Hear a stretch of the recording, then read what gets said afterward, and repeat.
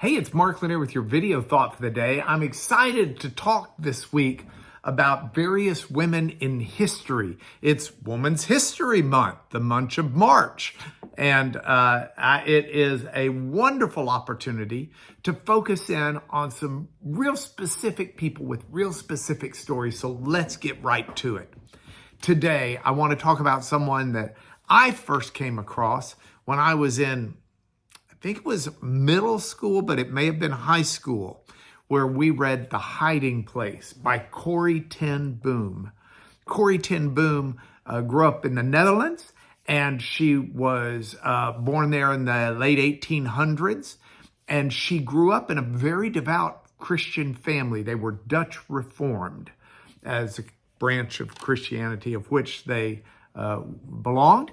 And she and her parents and her grandparents for generations had really worked hard to recognize the religious truth taught in the Bible, that all people, regardless of gender, regardless of ethnicity, regardless of economic status, regardless of where they lived in the globe, all people are created in the image of God. And by that, it means that we have the ability and the calling to reflect God, to bear his image to the world around us.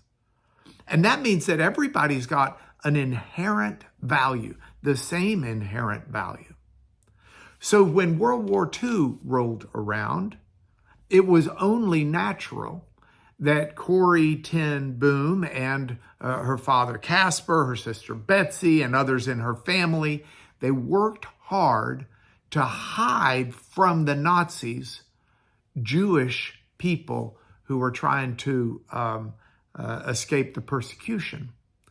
And it worked. There were a number of Jews that they were able to successfully hide until 1944, when the SS and the Gestapo came crashing into their world and arrested, I think, over 30 people or so in the home that day. That included people who were coming and going.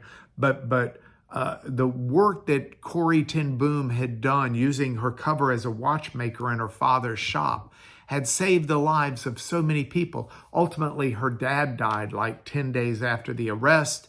Her sister Betsy was sent to the concentration camps with Corrie ten Boom, and her sister Betsy died, I think, in December of that year. And Corrie ten Boom was ultimately released and went on to be an evangelist and to speak about the love of God and to seek forgiveness for those who have done the atrocious wrongs. There are a couple of things that really stand out with Corrie ten Boom that make my day today a better day. One of which is, I love the fact that Yad Vashem is the remembrance, the Israeli Holocaust memorial people. They honored Corrie ten Boom. They honored her as righteous among the nations. I think this was back in the 1960s, around 67 or so. Righteous among the nations was a very special title given by them to people who were not Jewish, but worked to help the Jews and not for profit. They worked out of personal love and devotion, godliness, in the case of Corrie ten Boom. And it's wonderful. But this is a woman who not only helped the Nazis, but helped everyone as she told her story for the rest of her life until she died. And I loved two of her instructions. And I want to give you these instructions today, and may they bless you, and may you walk in these. The first one was, you don't bother to give God instructions, you just report for duty. Think about that. Don't bother to give God instructions, just report for duty. God knows how to get done what God wants done. He just needs you and I willing to do what he calls us to do. And the second one that I think is really profound and speaks to me in my Christian walk is she said, you can never learn that Christ is all you need until Christ is all you have. Wow. I love Corrie ten Boom. I love her story. I hate I never got to meet her, but I get to meet her indirectly through her writings, her words, and other places.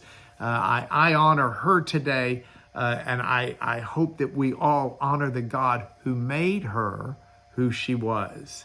May we follow that God today. This is your video thought for the day.